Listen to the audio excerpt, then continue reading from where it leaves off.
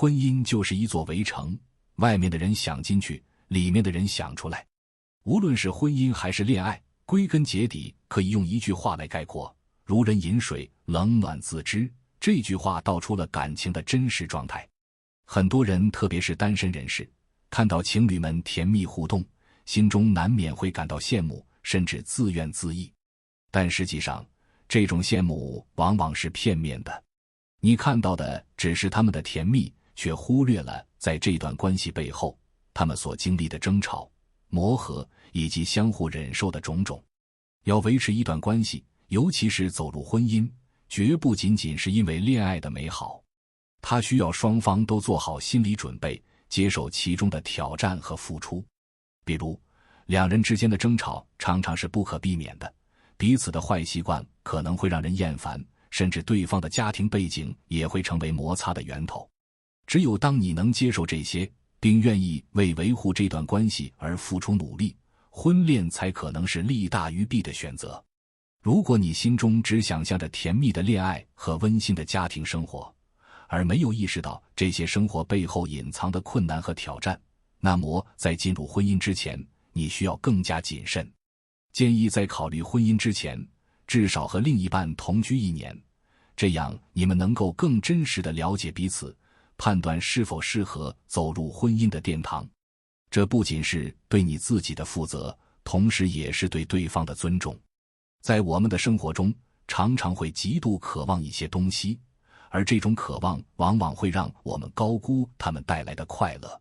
我们容易忽视为了获得和维持这些东西所需付出的代价。因此，当你许愿时，最明智的愿望是希望自己能够对当前所拥有的一切感到满足，而不是追求那些看似美好的东西。有些人因为对生活的不满而产生了许多消极的想法，甚至表现出极端的态度。例如，我在网络上看到一些人留言：我这辈子没打算活很久，把生我的人送走，把我生的人养大，下辈子不来了。乍一听，这似乎是情感的宣泄，但实际上，这种消极的态度反映出他们内心的痛苦和无能为力。这种悲观的想法背后，往往是因为他们缺乏能力，却又想承担过多的责任。每个人都有自己的生活课题，父母的苦难和挫折并不是你的责任。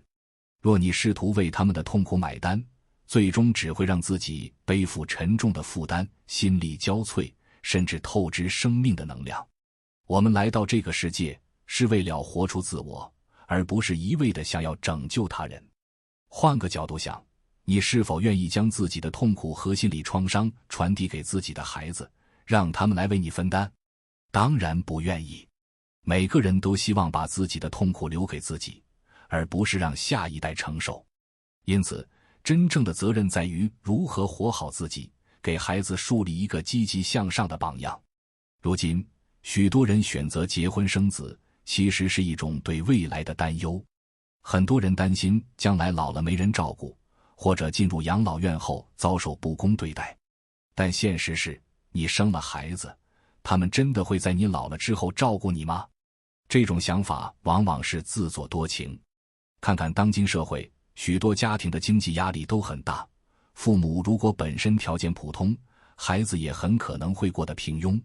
孩子结婚生子后，生活压力会使他们无暇顾及父母。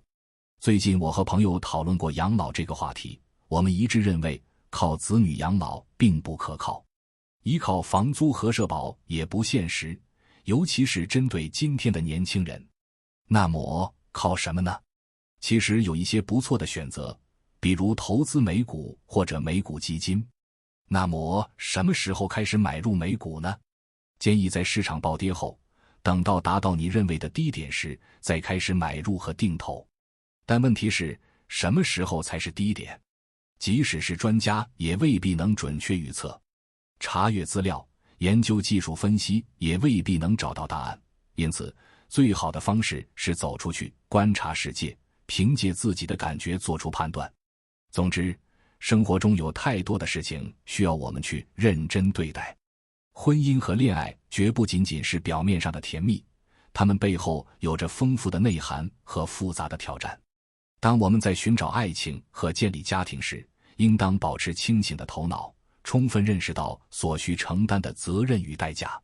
同时要明白，生活的幸福与否，不仅在于外部的关系，更在于内心的满足与自我成长。只有这样，我们才能在爱情、婚姻和生活中找到真正的快乐与意义。今天先分享到这里，如果对你有帮助，欢迎按赞订阅智慧补丁，超越自我，完善人生。